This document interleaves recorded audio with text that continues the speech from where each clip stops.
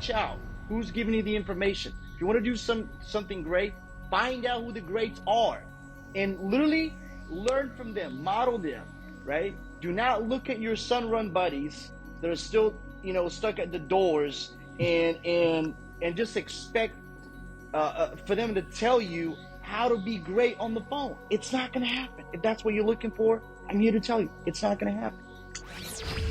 Let him in. Yeah, There he is, the Solar Boss, What's going on, Ivan guys? Pashov. What's up, bro? What's going on? Good to see you guys. Yo, How man. we doing? Yo, we were looking at Amazing to see you. YouTube one day, looking for the solar like celebrities out there, the solar stars, and we saw Ivan Pashov with his freaking thumbnails, kick-ass thumbnails, I'll add. And then we were like, we gotta meet this guy. We gotta get to know you more. So I appreciate you getting on the SolarPulse podcast, man. Appreciate you guys. I've known Josh. I also follow his content. Amazing stuff out there, and I'm excited, you guys. I'm excited to be here today. So yeah, thanks for the invite. Love it. Look at that, Josh. He already knows you, bro. First? There you go. Hey, the remote solar sales community's got to stick together, right? So I'm happy for it. Oh, 100%. Like a lot of people say, like, oh, there's like competition, this and that. Dude, there's bread for everyone. Like, what are you talking about?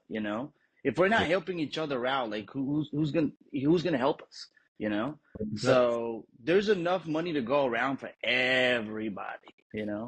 I can tell everyone all of my secrets that I could sleep well at night because I know there's a lot to go around for everybody. If you have that scarcity mentality, scarcity mindset, you're not gonna go far. I've seen it time and time again, not just in the solar industry, but like in other industries. Just people just try to hold on to their little secrets and whatever. I'm just like, no, bro, just let it all out. See what happens. I promise you're not gonna go broke. When I was younger, I had the scarcity mindset. Oh, you don't want to tell people the secrets and whatnot, but nothing really came of it. Having that mindset, like if I think back, I didn't benefit from it.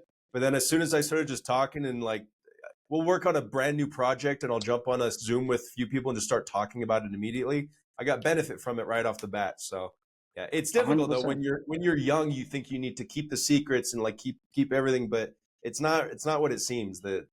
And you're right. There's so many customers out there for all of us. It doesn't really make sense.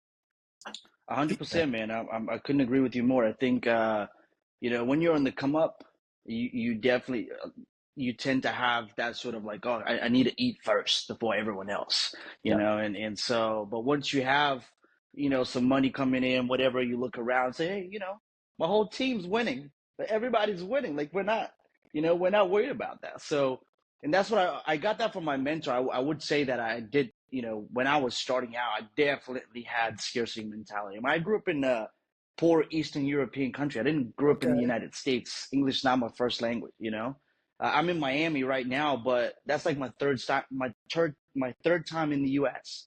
And so, so the poor mindset, the scarcity mentality, that was like ingrained in me, So, and so that one of my first mentors, I saw how he was dealing with people in his own industry, and he was killing it.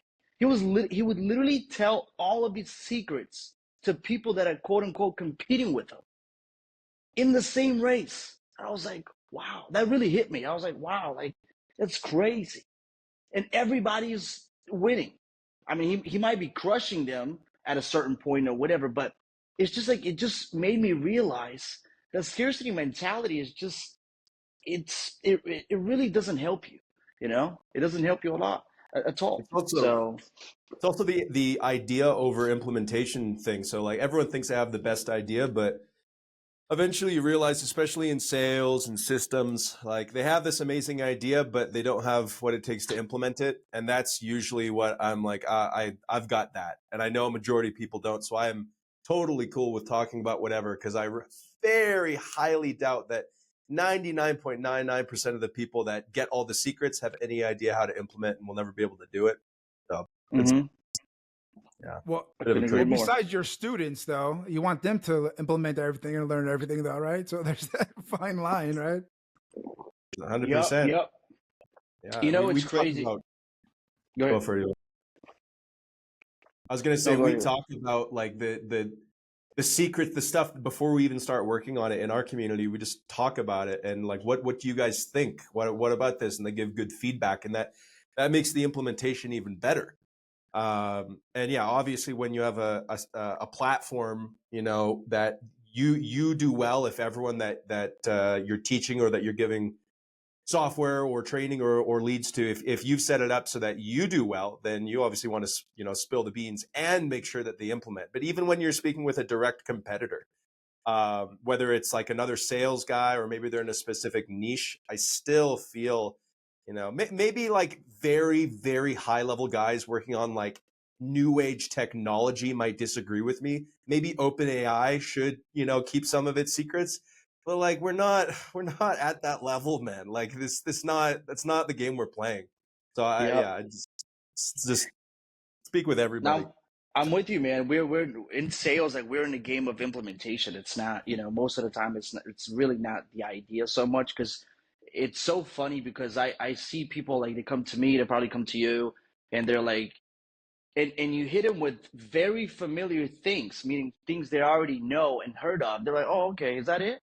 Like they're expecting like something Yeah. outrageous, and it's A like, no, magic bro, trick. it's just input versus output. Like that's it. Yep. Um, there's definitely tricks that you can learn along the way. I mean, just with any industry, but it's really input versus output, man. That's really what it is. Sure. Well, Yeah. I love that. Collaboration is the way to go, and I think this is gonna be a fun podcast because of that. We can give some tips and tricks to the audience. But before we get there, I don't know if everybody knows your background. I'm still curious to know more about you and how you got into sales, how you got into solar. I know you told me a little bit about your from a different country and you're in Orlando now. Miami. Tell us a little more about your background, man. Yeah, so I started out. So I grew up in Bulgaria. I'm originally from Bulgaria. When I was 16, I went to London, kind of like learned the language, whatever. I was there for about seven years, and then started personal training, whatever. And I was like, dude, is that life? Like I'm making like 2-3 grand a month, but is that it? Like I want more, you know? And so then I started doing some uh, odd jobs on the side just to bring in more money and whatever. And then one day I got into online sales through somebody that was based out of Lithuania. He was selling like an online course, like a course essentially. It was a course that we started selling, and I was one of the first people to help him like grow the platform and whatever. And that was my first online sales job. Before that, I did some tele sales and things like that. But for the most part, that was like my first ever thing. But we were selling uh, essentially a course over Skype to people all over the world. And then when I was like, oh my God, I can work from anywhere in the world, like I ended up moving back to Bulgaria and I started doing my sales from there. And then at one point, we were together for about 6 to 8 months. And I was like, I'm just going to do this on my own. Then I started, you know, doing my own kind of like sales for other people and whatever. And then eventually I came across, Ty Lopez, and I don't know if you guys remember Ty Lopez. Yeah. It's back, here in my garage. So, and then the marketing agency, kind of like that came about, and I was like, wow, like that seems pretty fun. And then I needed something that's low barrier to entry because I didn't have any money. And I was like, okay, that sounds like something I could do. And I was looking at high ticket industries. Like I don't know what made me stumble across solar. Like if somebody asked me what made you get into solar, Yeah. honestly, nothing. I just had to pick something. I didn't want to be the jack of all trades and the master of none. I just wanted to pick something that I could call myself an expert at. And I was like, yeah, that's gonna be solar. And then that's how it all started. And so I've had a marketing agency for about, over 4 years now. Okay. And, we've worked with, probably I would say the biggest companies in the States, some companies in Australia, UK, predominantly in the States. and then I started my own dealership, and now we're working on like a software that's like an AI tool that cold calls people essentially. So it calls the leads, kind of like Air, if you're familiar with Air, Oh but yeah, we it's know our very own well. proprietary. Yeah. So yeah, so kind of like that, and then yeah, it's been a lot of fun. It's been a lot of fun. It's not always been bright and shiny and whatever, but you know, uh, yeah, it's definitely been a journey. So that's You kind of a little bit about me. you said Is nothing. Bulgaria like a hidden gem? Because I love remote work. I'm living in Colombia right now, and I've never done Eastern Europe, but I know in terms of lifestyle, pricing, people, everyone's always hit me up with Eastern Europe. Is Bulgaria one of those hidden gems to live in? Mm. No, you know, He good didn't But say concern. if yes you right work, away. I'll be honest with you, Josh. Like you said, you live in Colombia. Mhm. So yeah, so I mean the time zone is a little Right. bit, so you gotta come to terms with that, you know. So if you work from Colombia, they're in like what, Central Time, something like that, right? It's Eastern time. It doesn't do Eastern? daylight savings, so it goes wild sometimes. I used to do. I was in Bali in Indonesia, which is the Really? wildest time I've zone been possible. there. I've Yeah, been I there. lived there for 2020 during COVID.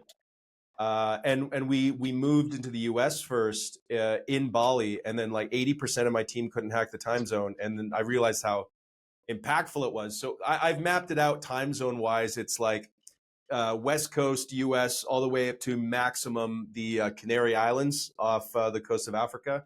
That's like the maximum time zone for actual actively selling into the US market. Let's assume it wasn't. Let's assume time zone's not an issue. Right. Is Bulgaria a sweet little hidden gem? I would say so, yeah. Okay. All the Eastern European countries, I would say, Bulgaria, Right. Romania, they're really good because you really get to meet like really like good people. The culture is really good. It's really safe, which a lot of people Mhm. actually don't give credit for. If you've never been to Eastern Europe, it's very safe, man. I mean, you can. There's places in London that for example, 'cause I grew up in London, you can't walk around with a watch on. Like it's just you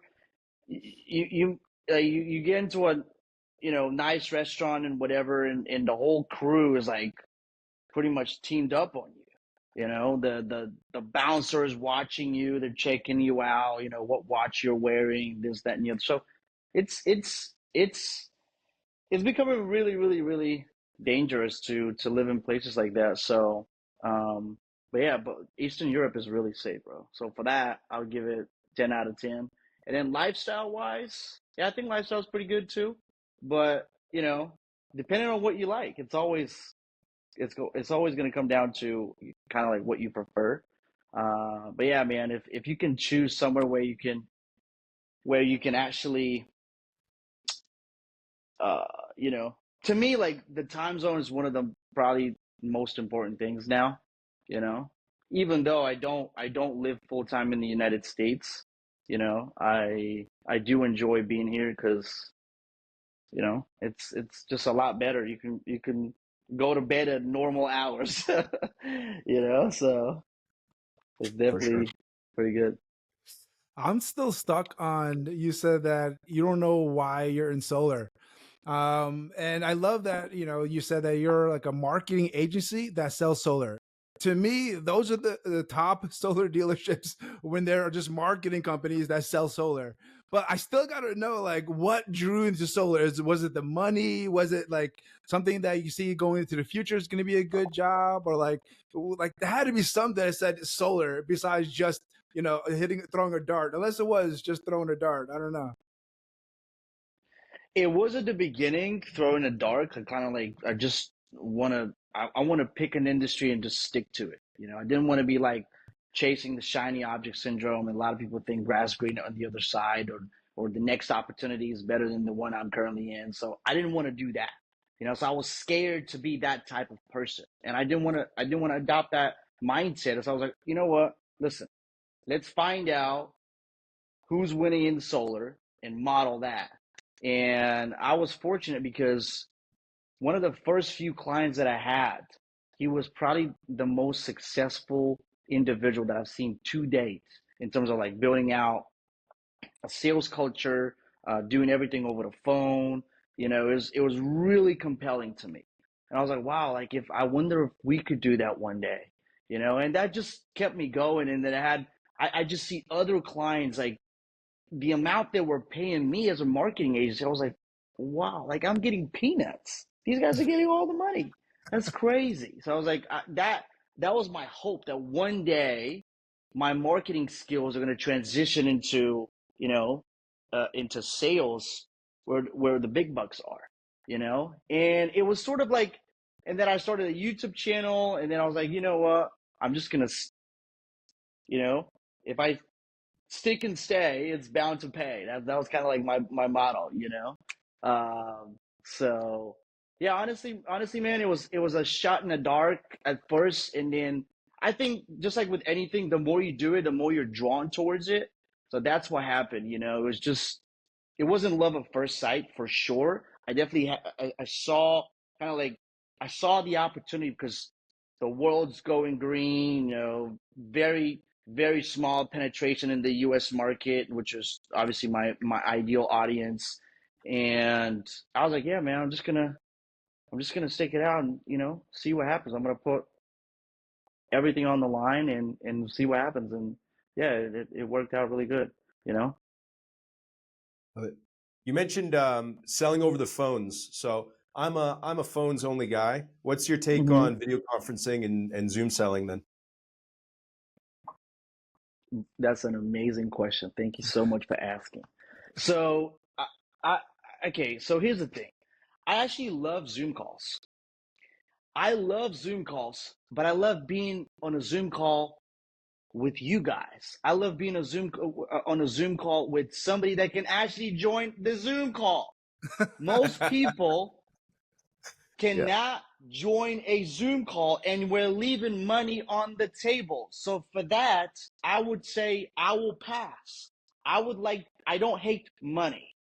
I want to be in the game to make money. And so I feel like there's a lot more pressure on the homeowner side for them to, you know, be able to join the Zoom call and then figure out how their computer works and then figure out if their mic's connected or it's working and then the audio and too many variables that can screw up a deal. To me, that's too much. I just simple. Hey, John, I just needed to be available at 2 p.m. Eastern tomorrow. All John needs to do just answer his freaking phone. He doesn't have to join a Zoom conferencing call. He doesn't have to do anything, really, right? So removing the friction out of the equation for me was like, you know. Love it. Speaking my language, yeah. I think video conferencing in the future will have a piece to it, but yeah, Yep, certainly tech problems and people because demographic for solar is not 20-year-olds, it's 35, 45 plus. it's So true, man. True. very, very soon that's going to change and the demographic Yep. is going to know exactly what's going on. But at this present moment, when you're dealing with, 40 to 60-year-old homeowners who are in a spot to go solar, there's still a massive crossover of people that have maybe never done a single video conferencing call ever. It's not Big it's not reason. Yeah. just that. A hundred percent. It's also that, yeah, if I had to figure it out with Zoom, I'll be able to get a homeowner Zoom and we can close the deal, we can figure it out. But it's also about training others in a scalable way where you take like Ivan says, like take out all that stuff that can go wrong in that equation. Like, yeah, you can master it because you're an expert, right? But to teach others, especially at scale, that's where it gets much more tricky. What do you think, Ivan? No, 100%, man. It's scalability is key, and a lot of people think it's difficult to pitch solar over the phone. I don't think it's difficult. I think it's different. I just think it's different, and the expectations around it are obviously different.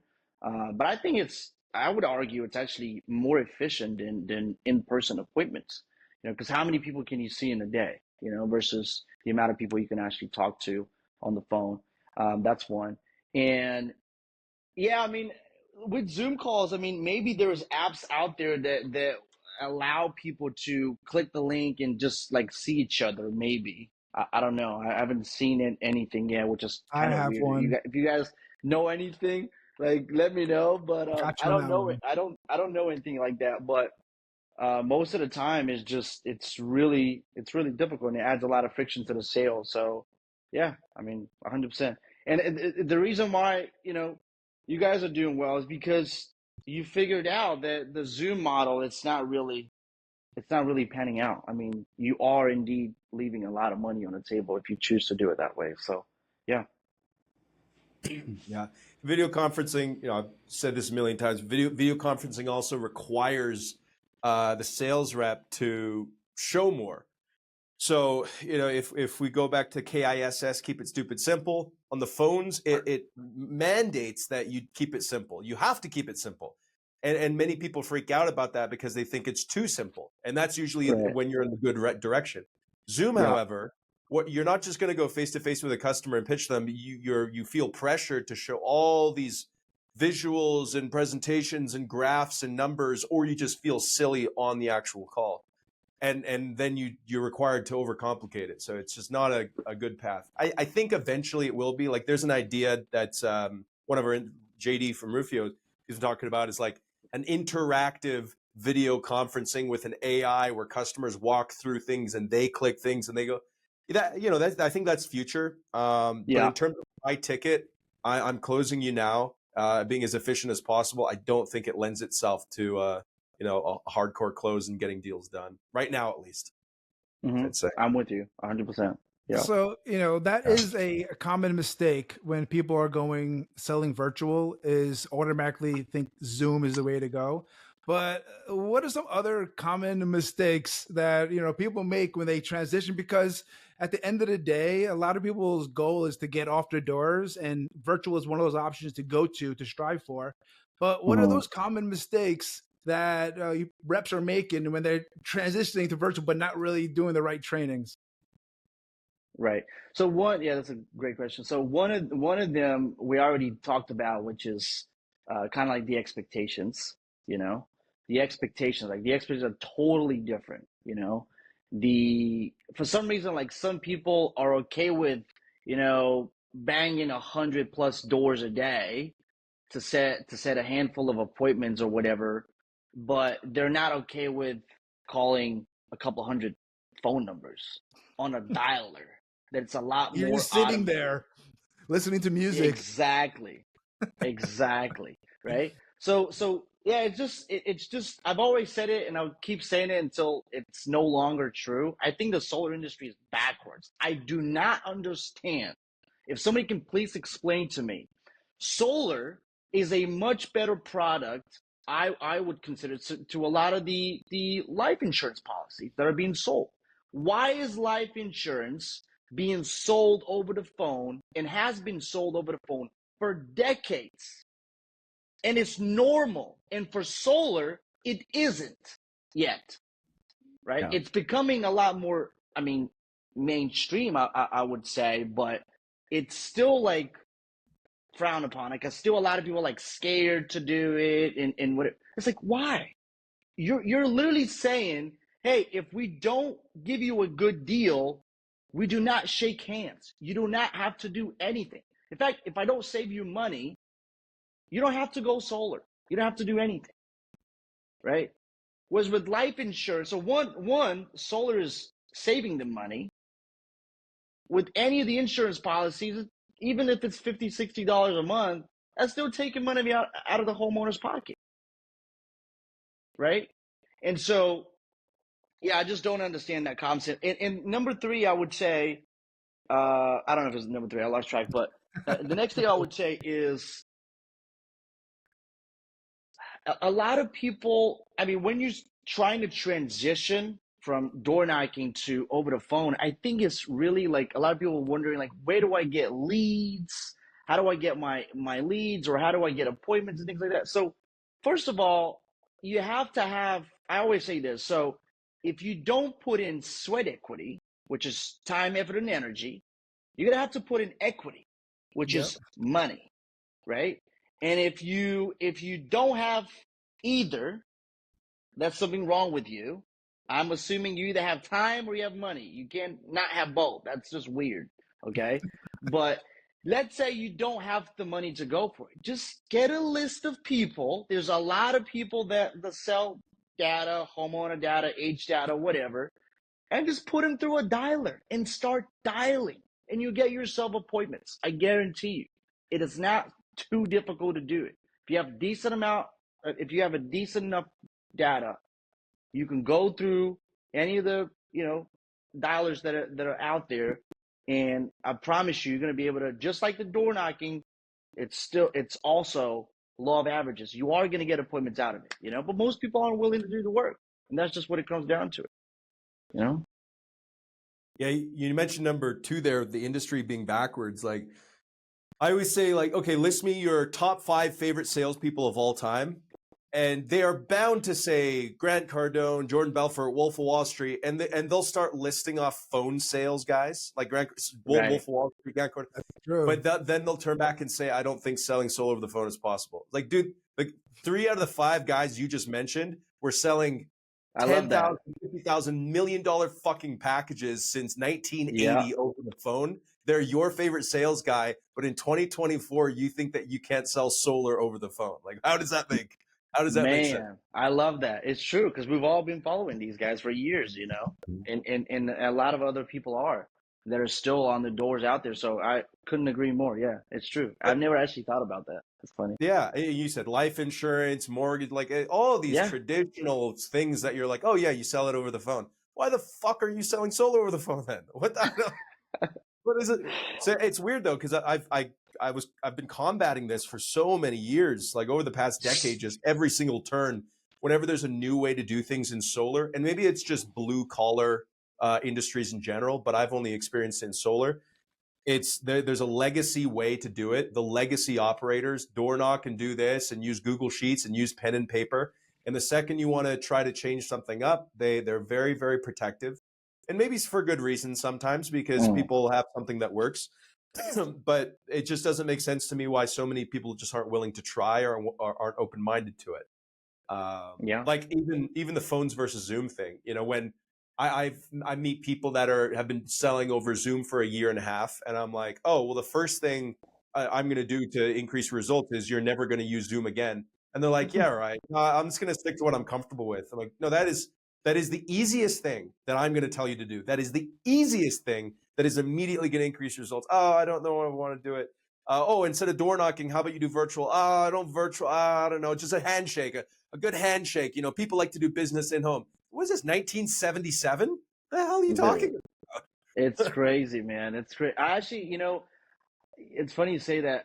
I didn't grow up in the States, right? So, and I always say I've never done door knocking. I've done many jobs, but that's probably one of the things that I haven't done. I have never done that. Okay. And I always shit on door knockers, but I'll tell you this, man.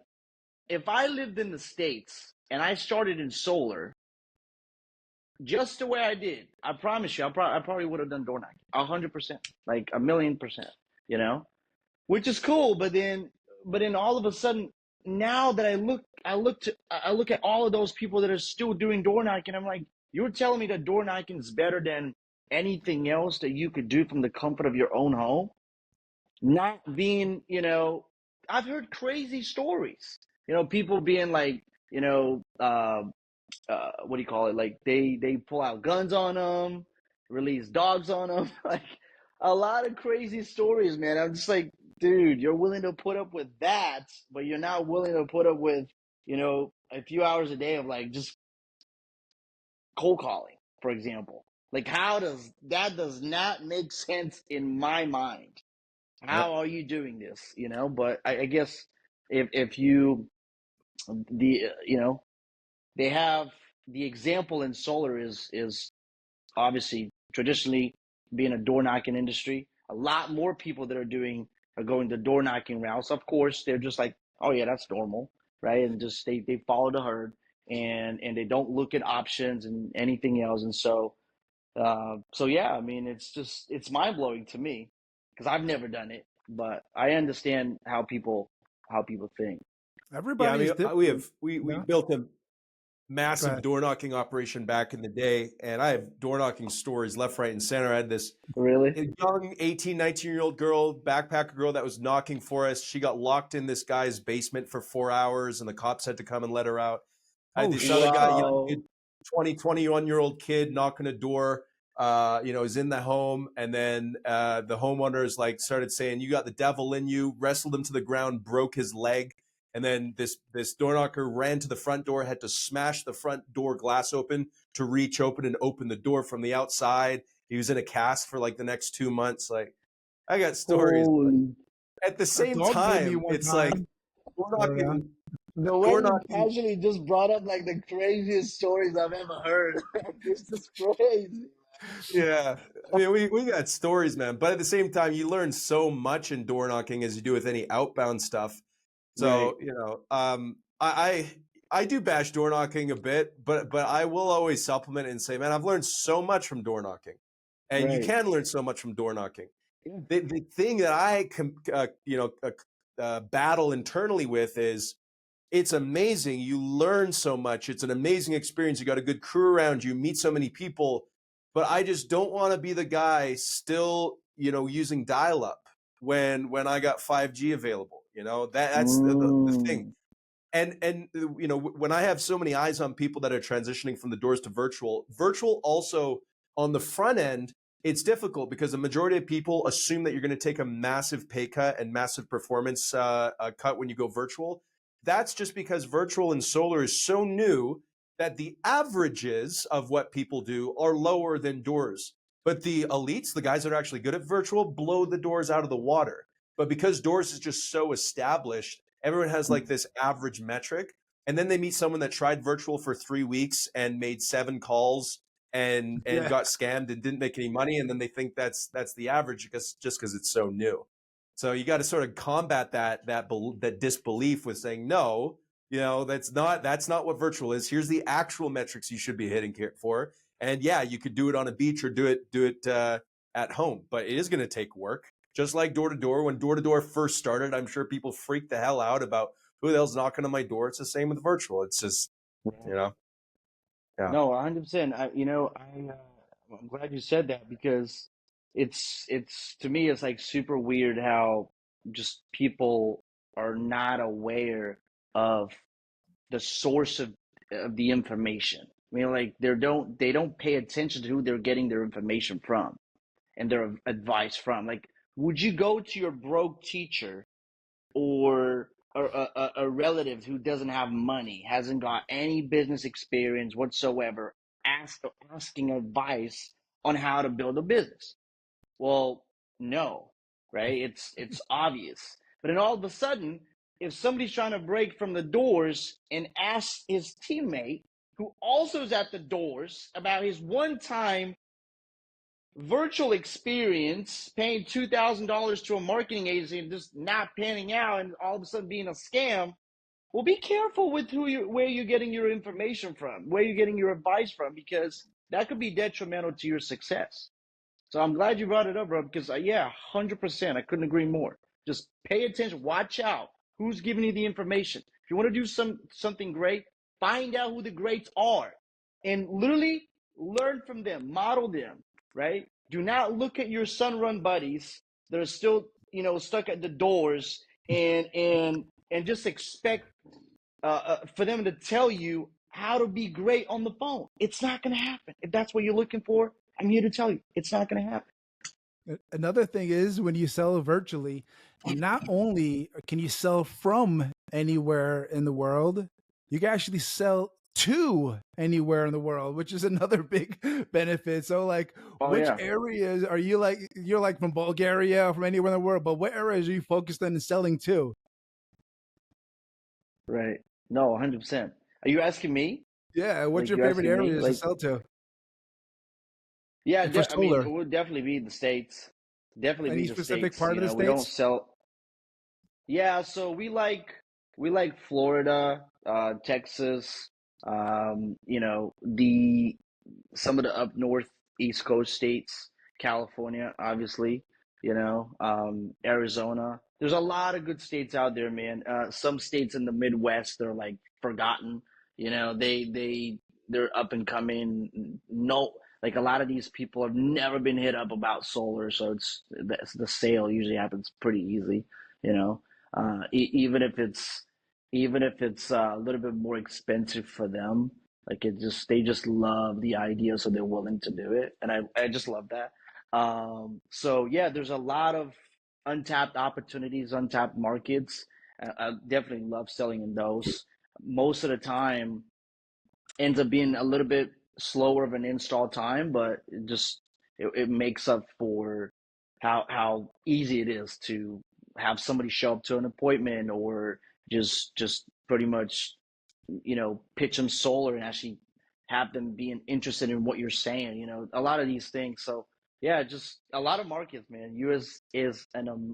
is the place to be for sure. I don't know any other markets, to be honest with you. I hear here and there people tell me about the South American market, certain countries and whatever, but I don't know their laws. I don't know their incentives, if they have any incentives at all. I don't know anything about it. That the market that I know the most about is the United States, so that's where I'm going to stay at. It just makes sense for me. So What's going on, guys? Just a quick break before we get back into the pod to tell you a bit about what we got going on for you, some resources for you. So first things first, Virtual Solar Club, the home of all things remote solar sales, the largest community of remote solar sales professionals in the universe. We got training for you. We got support. We got networking, community, lead sources, software, installation, infrastructure. We're a big group of people that sell solar remotely around the world. If you want to transition or to start selling solar remotely, get software, get all the resources you need to do so, you can use code SolarPulse on registration and get a bunch of discounts for you. We're here for you. We're ready to support you. Let's sell some solar remotely. What do you say? Joe, you got anything for us? Oh yeah, SolarCon is right around the corner, and this is going to be our third year, and we're looking at the most epic event ever, and it's going to be at the same place, same time, April 18th, 19th, and 20th in Salt Lake City at the Soul Palace Convention Center, and we're going to have Gary V headlining. We got Andy Elliott, Jeremy Miner, David Meltzer, and over 150 speakers and trainers training all aspects of the solar industry. And then the highlight of the event every year is our expo floor, where we're going to have the piano player to the presidents, lounges, activities, bars, and the best conversations you've ever had at a conference is with the feedback we get from everybody. So if you guys haven't signed up yet, get your tickets now. We have an extra discount for you guys, an extra 10% on top of the website has. Just go to attendsolarcon.com/virtual solar. Again, that's attendsolarcon.com/virtual solar, and you will get the biggest discount anybody has to offer. So if you guys don't know, now you know. Let's get back to the podcast. Man, we could talk solar all day for sure, but I really wanted to get into some of your YouTube stuff and your social media and your oh yeah, thumbnails, if that's cool. yeah, for sure, bro. So, first thing that caught my eye, looking at your stuff is your thumbnails. So I just wanted to just talk about it. Do you have your team? Is this something you do really well at, or and how long did it take it to evolve No. to get to how good it looks right now, man? Just straight up, it looks amazing. Yeah, thank you. I have my team. They do pretty much like everything. They do video editing. I have three video editors, and they're working on I have another project that I'm working on now.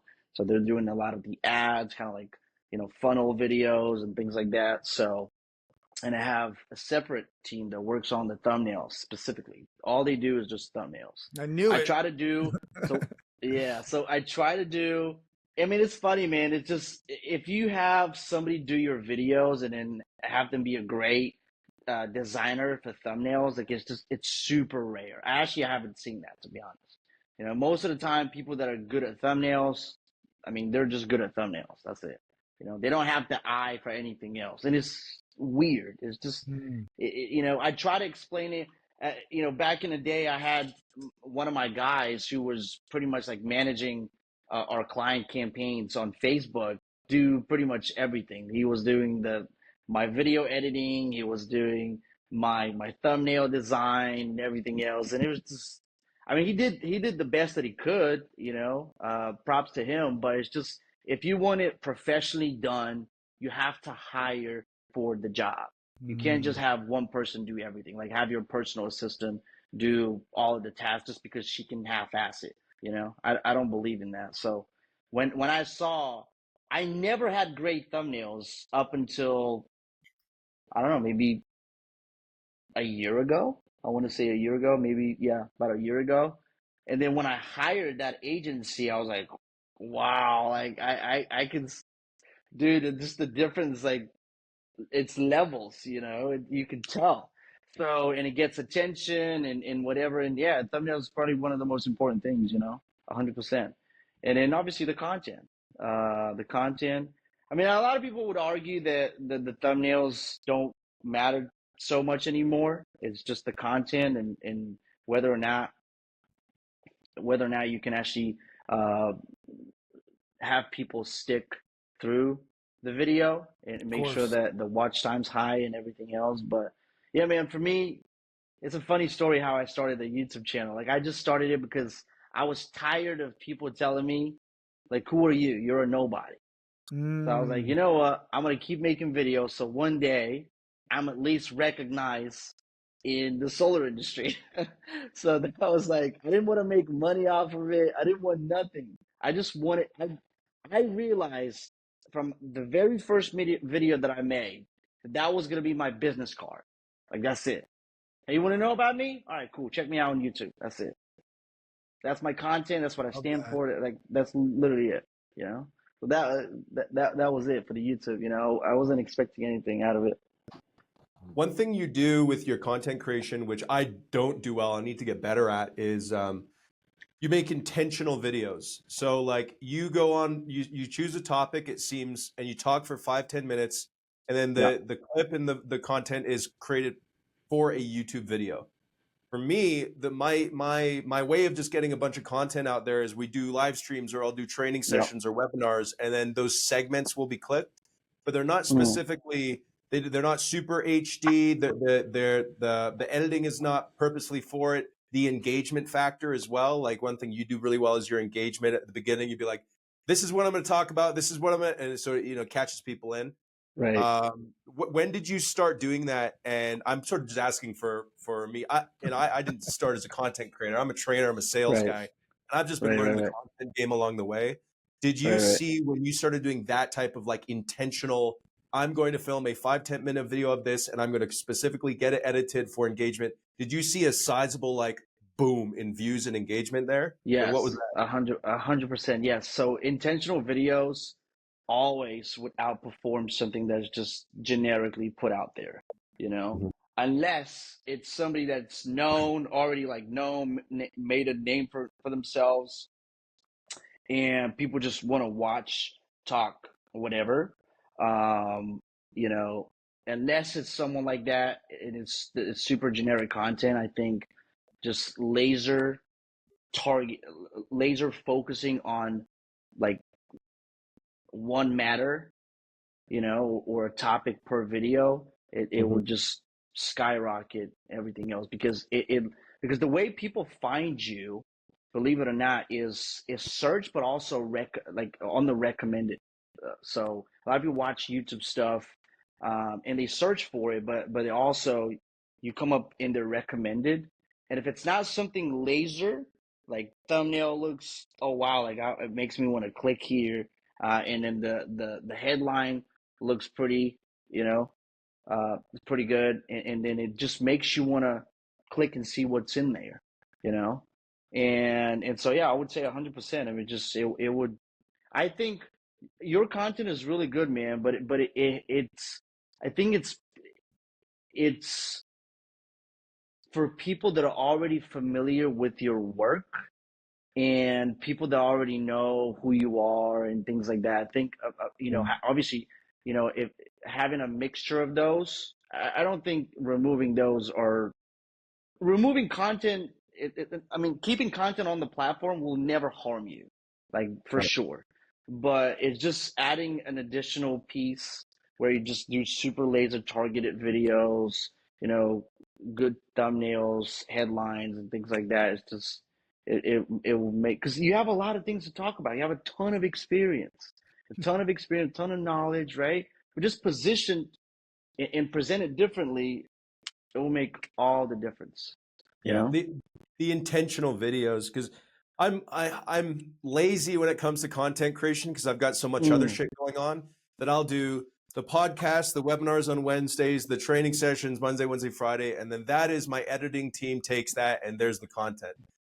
But right. however, repurposing that content, like if you look at a video that you do or an Alex Hormozy style video, it is I'm making this for YouTube and it's today I'm going to be talking about this. This is the thing, boom, and it's just nonstop, 5 minutes engagement, everything there, Mr. Beast style of engagement. It Right. is Right. purposeful, and what that would take is me having more time on my schedule to go over the same topics but in a different format, and that's where it starts to hurt because I'm like, fuck, I don't know if I have any more time. But yeah, a lot of people have been telling me that I need to make intentional content specifically Oh for that. man, 100%. A hundred Purposing. percent is just, I mean, I guess you could do something where, you have someone follow you around and then, you make content that way, but Yeah. it's still hard, bro. I mean, it's still hard. If you want to be found for, you know, specific topics, and Mhm. stand out for those specific topics, like yeah, I mean, intentional content definitely matters because people's attention span has definitely shortened, 100%. They're just not willing to. And I think Alex Hormozy, I do want to say something. He said it hasn't shortened. It's just the content game is so competitive now. I don't know Yeah. if you've ever heard him say that, which I agree with, because I can sit there and watch a Joe Rogan podcast for like literally 3 hours without blinking, and Right. that without checking my Instagram, things like that, whatever. But I'll sit there and watch the podcast, right? But but I can't watch like a 2 minute tutorial teaching me how to do something important. Like I you know, so it just it doesn't make sense. So just this um the quality, how it is presented, and in thinking about, hey, thinking in terms of a 5 second increments, Yep. kind of like the TikTok culture, hey, that 5 seconds, did I keep their attention? Boom. I buy another 5 seconds. Did I keep their attention? Boom. I buy myself another 5 seconds. Boom. And it's just like that, right? And the Yeah. next piece will buy me another 10 seconds. The next piece will buy me another 15 seconds, right? Because the more, if it's a 5 minute video and they're already seen half of it, they're more likely to see the other half. But the Sure. first half, if they've only seen like 30 seconds of it, their decision making process, is that worth my other 4.5 minutes? Or is it not? And a lot of people at that point, that's why they don't grow on YouTube, because their watch time's shit. And people end up leaving after like 20, 30 seconds. They don't Yeah. have time. They're like, yeah, I'm here to find out. So for people that do tutorial videos, for example, they're like, so my name is this and the channel is this and you can follow. Bro, I just want to find out how to do my freaking Google Sheets. Show me. Stop talking about yourself. Show me. Okay? Because the way it works is, I mean, really, like, if you show me and then I see another video in the recommended or whatever, or suggested, and it ends up being by you again, I'll see it. Okay, straight to the point, dude. Whatever. I end up watching 10 of your videos. Now I get deep into your channel. They're like, okay, I can find out more about this person. Maybe he's got like let me see what he does or whatever. So that's how it works, right? Yeah. So, but it's super crucial, bro. Yeah, I mean, I've been saying this for years. Like ever since I started Virtual Solar Club, it's like I've never seen VSC as a business or sales. I come Right, from selling homeowners. So my ads and our right, copy and our creative and our funnels and our engagement and our sales strategy for homeowners dialed in exactly what it should be that right, I know works. But when I make content right, for VSC, when the training side, the community, because I'm not seeing it as a business, as training, I'm really just seeing it as I want to help people. Like, but right, that's not. That might sound nice, warm, and fuzzy, but it's actually it's detrimental to them because you have to hack their engagement just like you would a homeowner, just like you would an the end Buy every customer, five in order seconds. yeah, to make the topic impactful. Yeah, I know. I know. I've been saying I need to do this for so long. It's just yeah. yeah. I I mean, got it's so funny, man. I used to. I heard Hermosi talk about this, but I genuinely, before he said it, I was thinking about that. I felt so when I started, I felt guilty making content because Yeah. I was like, that's definitely not an income producing activity right now. Yeah, It's really not, right? And we're all sales guys, and it's just that's not going to make you money right now. What's going to make you money is being on the phone and talking to people, right? And that's how I used to see it until one day I was like, well, dude, you know what? That YouTube channel is making me money. That YouTube channel is bringing me clients. So I had it backwards all this time, and so no, I think actually now I see the content game just as important as everything else that I'm doing. Because when you build a brand for yourself, you know, all of a sudden, not just getting yourself clients, like getting new hires, it becomes so much easier. Now I can make a YouTube video, I can get 100 applicants, like literally within 2 days, that's true. easy.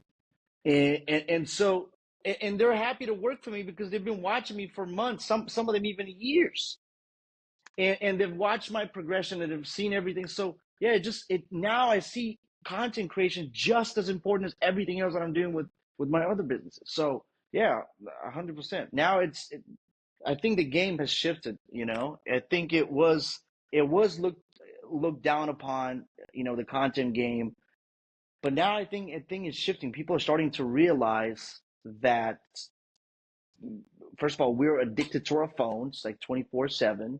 You're Yeah, watching content. The idea is they're either watching my content or they're watching somebody else's content. I want them to watch my content, you know? I love the content creation tips. But the thing is, though, what I keep hearing is that every social media platform is different. But I think what you just said will work on any platform. So, like, maybe it's a two-part question. What other social media platforms are you using? And what are the differences you're noticing when you're posting and making content on them? Honestly, man, the only platform that I have for business is YouTube, you know? That's the only platform that I really post things that lead to bringing me more business. Anything else? I mean, I would say Instagram as well, because then I get a lot of the following that I have from my YouTube channel. Some of them follow me on Instagram too. But I would say now, I mean, my Instagram is a lot more generic and just lifestyle and whatever. But other than that, it's just honestly, it's YouTube. I don't even go on Facebook. I mean, on Facebook, I haven't been on Facebook for like months.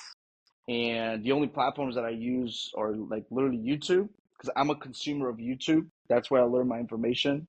That's where I learn about new topics and things like that. What's going on in the world, like news and whatever. Everything that I know stems from YouTube. I might end up buying someone's course to learn more, but I'm saying the origination was always YouTube. So yeah, I would say Instagram and YouTube, but YouTube more.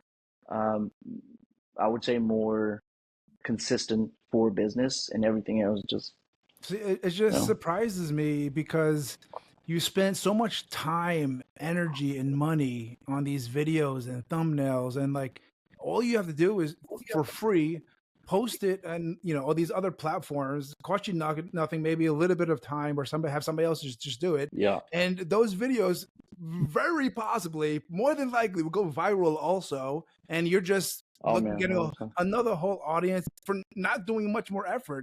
I just see what's the reason? Is there a specific reason why you wouldn't just put same videos right on there without using much time? Like TikTok, for Yeah. So example. I That's an Yeah, easy yeah one, TikTok right? yeah. would be perfect. Oh, I'm sorry. So my assistant. So I do have like a couple of TikTok channels that we were experimenting. So Nice. everything that I have on my Instagram and on my, I don't know if it's 100% everything, but yeah, it's pretty much up there. But everything that I have on Shorts. I Mm, have on my Instagram Reels, and I have on TikTok. But I don't go on TikTok. I don't know what's going on TikTok. got You it. know, I'm not a consumer of TikTok because these platforms are like, you got to be careful, bro. These platforms are Oh, super addictive. Like all of you start scrolling, like time goes by super quick. Like it's insane. So yeah, I mean, yeah, sorry about that. I forgot to mention TikTok, but see, it just went out of my mind because I'm not the yeah. one posting it. My team does everything. So yeah, TikTok's definitely one of them. But just You YouTube. should Yeah. you should check out. So your videos are like 5 to 10 minutes, 5 to 10 minutes each. So Hmm. TikTok right now, and we're going to start doing this as well. TikTok right now is really trying to monetize on advertising. They're trying to get like big clients there. And the way they're trying to do that, they have the advertising platform, but they want to be able to advertise with different types of ads, like mid-roll ads. So like YouTube, if you don't have a Okay. subscription, you watch, 1 or 2 ads during a 5, 10 minute YouTube video. Right. So Right. they just released, I think only a few weeks ago, that they really want longer form content there, and to try to create the meta of TikTok as not just short form, but also a long form, even just horizontal. Like I know it looks bad with the Wow. black things, but they want you to then turn your phone and watch long form content on TikTok so they can put mid roll ads eventually in the middle of those videos. So Wow. apparently they're boosting long form plus more than a minute long, like 5, 10 minute content right now on TikTok to try to encourage that. So you might even just want to do that, like literally just post the full unedited Wow. 5, 10 minute clip straight on TikTok and see how it does. That's crazy. Yeah, that's great. I didn't even know you could post long Yeah. form content. Is that It's something recent that happened, or has Yeah, it been going it's on for a while? well, you could have posted long form content a while back, but only now, and it didn't look good because if it was horizontal and not portrait, you had like the black pieces at the top and bottom, right? Right. But Right. now what they've done is if you have a long form piece of content, it shows it that, but then you just click one button and then your phone goes horizontal and Mm. you see the full thing. So they're trying to do that. And in my mind, whenever a platform is trying to achieve something, they're going to boost the people that A are hundred doing what percent. they want them to do, right? That's So crazy. So I'm gonna end up reposting all of my content on do it. freaking TikTok. why not? Do it. Yeah. Just even test it out with your top 5 or 10 videos or something and just see how they do. You know, Yeah, no, that's amazing, bro. Thank you. I'm gonna use that for sure. check it out. Speaking of making content, obviously a lot of your content is for the solar community and Yeah. getting recruiting or training, whatever it is. But I'm Yeah. sure you can easily turn on self gen, get to homeowners, getting that content made for homeowners. Are you doing anything? Are you making any content for homeowners? Are you doing anything like kind of like that? Or I thought about that, man. I thought about that. I just don't, I've been told, like, one of the people that I work with, he was on my creation team. He actually mentioned that. He was like, "What about that?" And I was like, I never thought of that. So I don't know. So because homeowners are a lot more than us, right? So it will bring in a lot more views than what I'm getting right now. And so, yeah, it definitely got me thinking. I just never started doing it, to be honest with you. So it might be something that I do in the future, to be honest. I look out, think world. content creation for back end customers for blue collar industries, because it's happening. This is almost a similar conversation to what we had before about it's Mm, happening everywhere else other than solar, and us solar right, guys aren't picking up on it. So like who right. are some of the biggest like TikTokers or YouTubers? They all own businesses. They're all pushing their businesses. Or like if you took a more Mm, traditional industry like real estate, one of the biggest influencers like on planet Earth is Ryan Serhant or whatever his name is. He has tens of millions of followers. I don't know if you know that guy. He does TikTok views and he's been yeah, on yeah, of TV course, of shows. course. Yeah, he's And pretty famous. he's in real estate. Like this is a similar industry to solar. He's not selling Mm, random items. So I think, especially with what's all the regulation that's happening with like cold and age leads and opt-in and blah blah blah, I think that in a matter of maybe even a year to 2 years, cold callers, we might even start focusing our attention towards content creation. And what excites me about this is I always like to think like, what's the ultimate example of this? If you could snap your fingers and just have this already set up, what would it look like? This is one of those exciting ones. If you snapped your fingers and let's just say you had like 10,000 followers, homeowner followers. Right. Right. They followed you, and for you mentioned how you said you had people that had known you for weeks, months, years. Like I get that as well. Right. But I've been watching you for 6 months. I already know you. I already like you. You've already added Right. value to me. I'll buy any Right. product you want, any course, any training, because I already know you're a badass.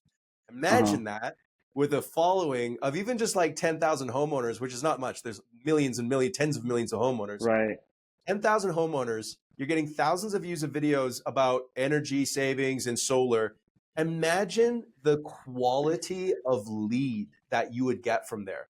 We're not talking an Wow. inbound lead from an ad. We're not talking cold call. We're talking about a homeowner who's been following you for 4 months, 5 months. Then they just got a power bill that doubled. They think, fuck, I need to do something about this. Who's the first guy that comes to mind? They go to YouTube channel, they fill in the lead form or whatever, they line up. Dude, they're going to enter that call. This is like my fantasy world. Maybe this is not going to be as true, but imagine that they go on a call with you and they're like, okay, well, I'm going to show you the stuff. And they're pretty much saying, man, I've been following you for 6 months. If I'm going to go solar, if I'm going to do this, it's going to be with you.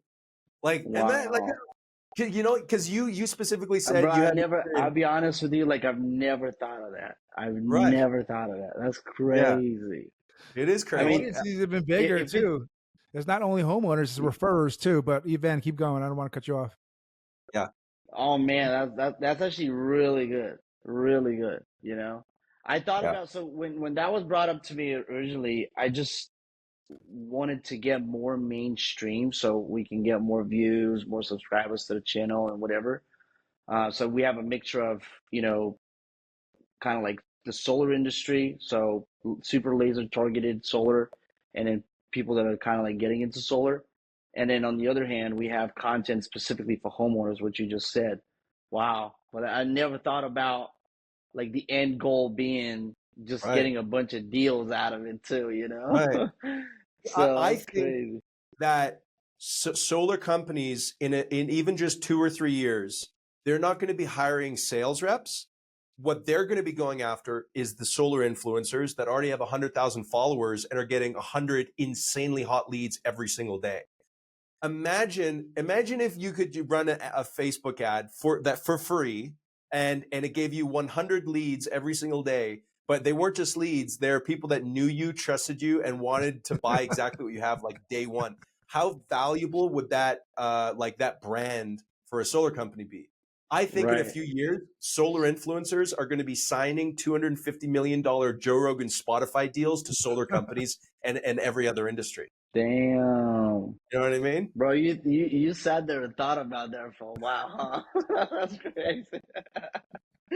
Bro, that's, you know, it's crazy that now that you're bringing this up, I might have to look into it a lot more, you know? That's crazy. But I don't see a reason of why it wouldn't happen. I mean, everyone's starting to consume content regardless of how old they are. All of my relatives, regardless of age and whatever, they all are freaking social media, you know, so Yeah. they know how to use it now.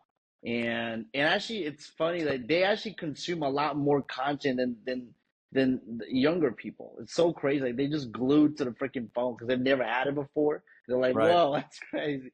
So yeah, I'm with you, man. I'm with you. I'm starting to think in that direction now because I think it's possible. I genuinely think it's possible because why not, right? If they Mhm. respond to stupid ads on Facebook, why wouldn't they respond to someone genuine on YouTube talking about how it is, you know? So yeah, I'm with you, bro.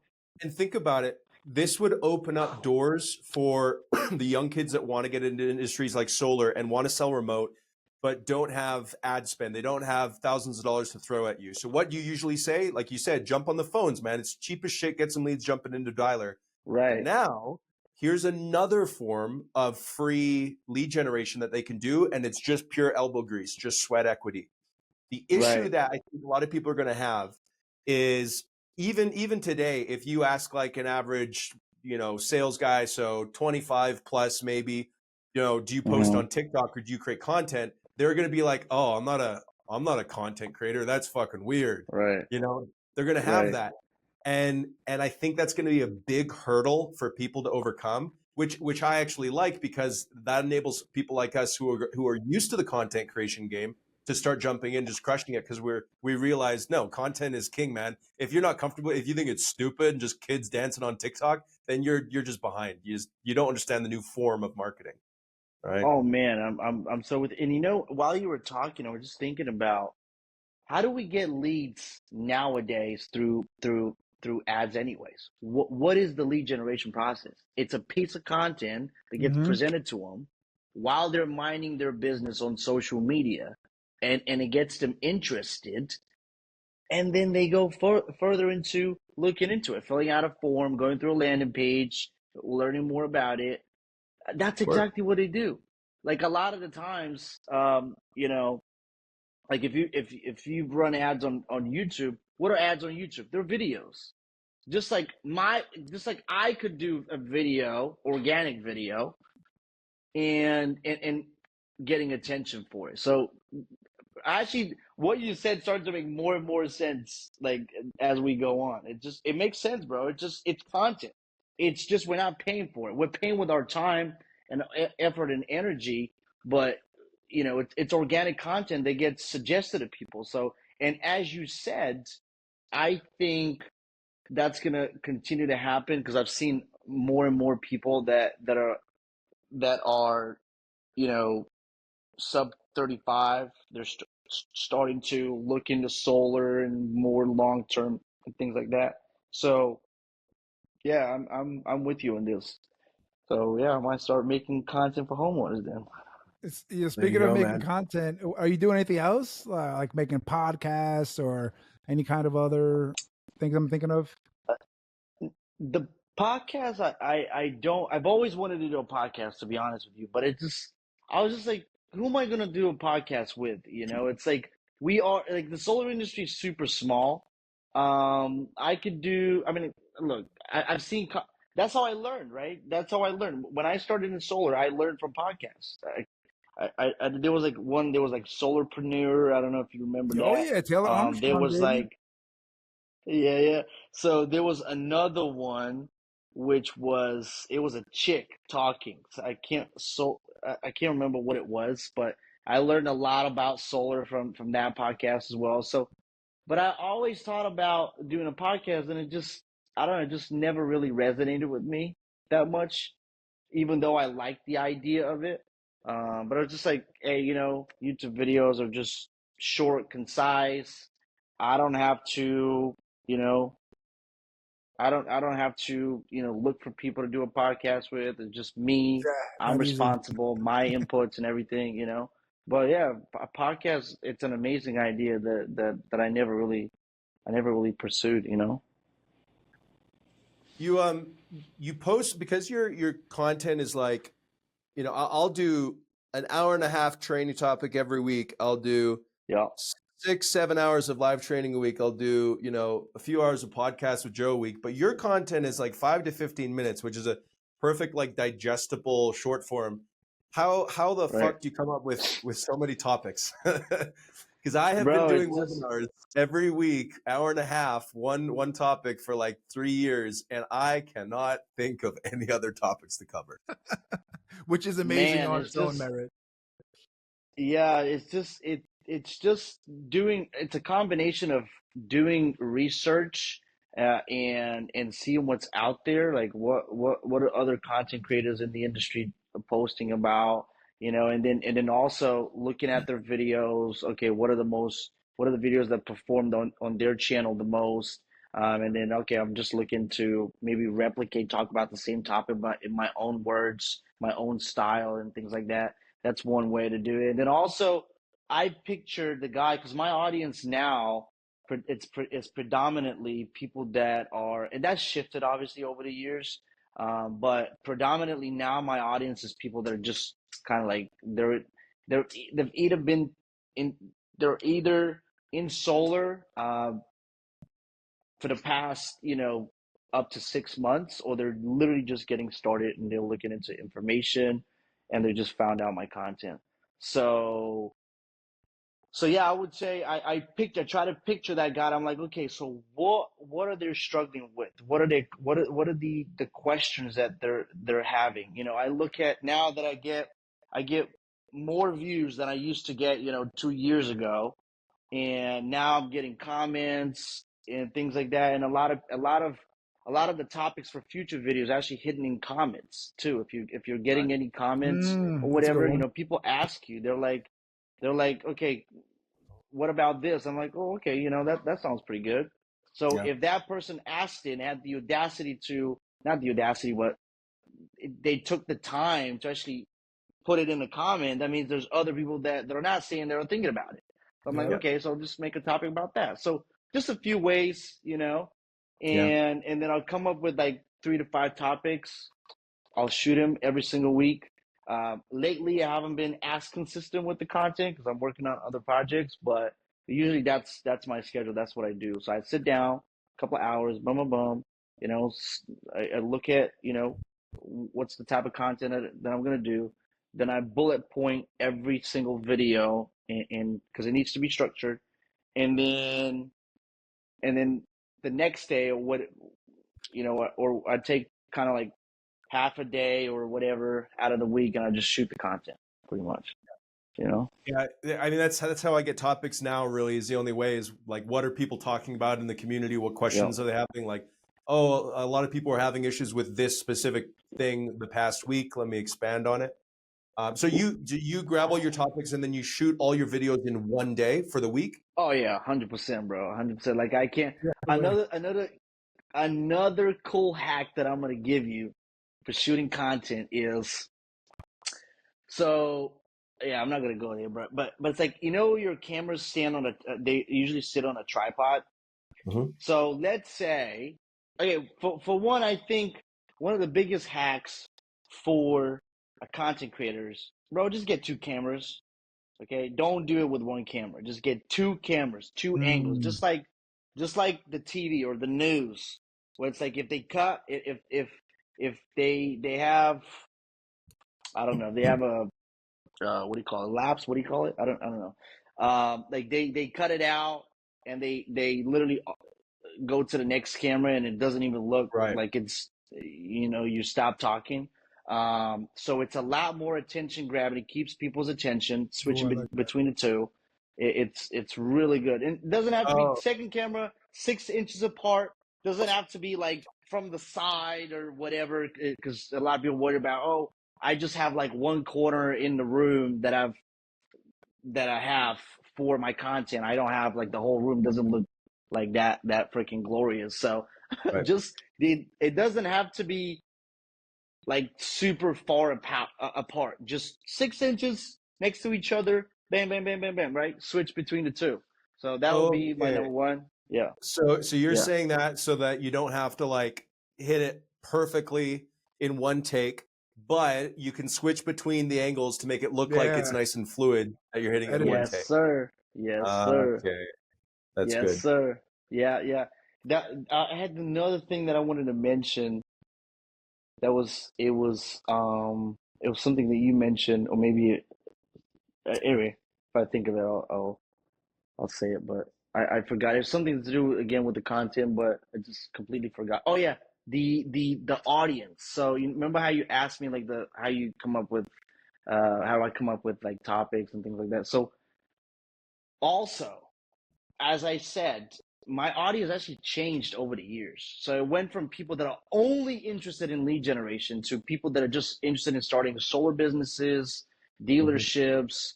They want to get into solar sales, whatever, but they're brand new, right? So always thinking about not just the content that you're making now, but the trajectory of your content in months to come. What type of individual are you talking to? If you had to picture it, like sitting right in front of you on the chair, what do they look like, right? What do they do currently, right? What are their issues? What are their problems? And then create videos about the topics that they're going to be interested in, and like literally have that perfect avatar of an individual pictured in your mind, and then you will understand. Okay, I see what. Okay, so Josh is just getting started.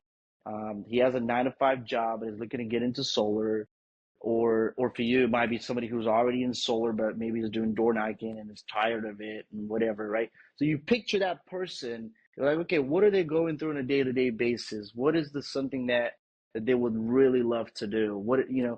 And just thinking about that perfect avatar and making content around the topics that you believe they'll be interested in. And yeah, your content attracts a certain type of audience for sure. Okay, for sure. So Yeah. One thing about your stuff that I've seen is it is very much geared towards people that are just moving in. So there's not a lot of technical stuff. It's just doing what are the questions people are asking when they first look at it. Whereas I've always been on the technical side of, okay, you're already in solar, let me make you better. So, for example, that intentional content that I do need to start, the idea, I guess I should start doing, because the amount of people that are in solar right now versus the amount of people that will be in solar in a year or two is just like completely and utterly different. The amount of people that are going to flood into the industry over the next few years. a lot, So right? A lot. You see it that yeah, way? You see it that way oh, too? ridiculous. It goes up and down, but it's in the U.S. You mentioned the market penetration. The Yeah. Australian market, where I come from, has a 35% market penetration nationwide, and some cities have 60 to 70. The US is like 3 or 4% nationwide, and utility rates are doubling. So obviously, the industry is going to absolutely boom. And so, yeah, I think the intentional content that we're talking about, that type of format, would be really good for. Okay, Josh, don't start going technical. Just what are the Mm. beginner thinking, and create content around that. So Yeah. it's certainly something on the to-do list, and I see you've done that pretty well. You always keeping it pretty general, answering the basic questions that people have when they first jump in, and then obviously you said your audience is primarily people that are starting out, so that's a good Yeah. frame to have because they're going to go to Yeah, you. for sure. Yeah, Yeah. and also another hack that I can give you is, if you don't already utilize that, is people are lazy. They're just like, they're lazy. They don't want to look through your content. They're lazy to scroll through your content and kind of like, they want to know what you know, but they're just lazy. Okay. And they don't know where to start because YouTube's obviously very sporadic. I mean, you can have a video talk about this, and then you can have a video talk about something completely different, right? So it of course it doesn't follow any structure or anything else like that. Unlike a course, so if they were to get into your program, I think very systemized, very structured, right?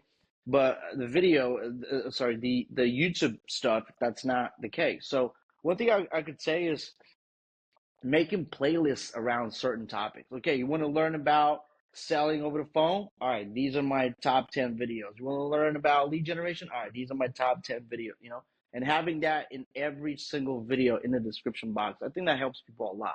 There's like a sequence. It's almost like a course, like a mini course that they could go through, bam, bam, bam, bam, bam. And I call it the spider web effect, where it's like, spiders will build like a web, and it'll just wait for flies to pass through or try to pass through, and then the fly will just stick, right? And it's the same thing with the content. It's just when people get stuck watching your content, the idea is to never let them go. Just keep them there until one day they buy into the idea or the product or the program that you have, and that's the end result. So yeah, I think playlists are huge. Nice. I like it. The Solar Boss, Ivan Pashov. Hey, I've been saying it the whole time. I've been saying it right, Ivan? Bro, 100% right. Yes, That- for me, it's like I'm like potato. As long as I know you're calling my name, I'll turn around. So, I was gonna ask you, who inspires you, bro? Like, how gave you the inspiration to do the things you're doing today, man? Anybody? you know, who inspires me today? I have a lot of people around me. Very fortunate to have people now around me that are much further ahead, and I just look up to them and I'm just like, bro, I'm just fucking nowhere. Okay, like I need so much. I need to do so much more to be able to do the things that they do. And yeah, I'm still in the grind mode, bro. I'm not chilling or anything else. It's just for me. I'm in Miami. It's like it's really nice, but for me, that's a change of scenery. It's not really like, oh, are you on a vacation? No, I'm not. I'm actually working more when I'm here. So, and I get a lot more done when I'm here than when I'm back home, because of the time zone difference and everything else. But yeah, it's just, I don't know, man. I don't know how. I hope I had a better answer for that, but just, people just, it's important who you surround yourself with, Yep. and we as men, we need to be surrounded by other men that are doing, just as well as us or better than us, because you don't know, man. That drive, like, I want you to win, but then I also want to, crush you. So is that always in the back of your mind? It's like, I like the competition. I like to, be surrounded by people who are also winning in life, and yeah, it's just, I look up to the people around me. You mentioned Alex Hormozy a few times. You got any like influencer guys that you follow pretty religiously?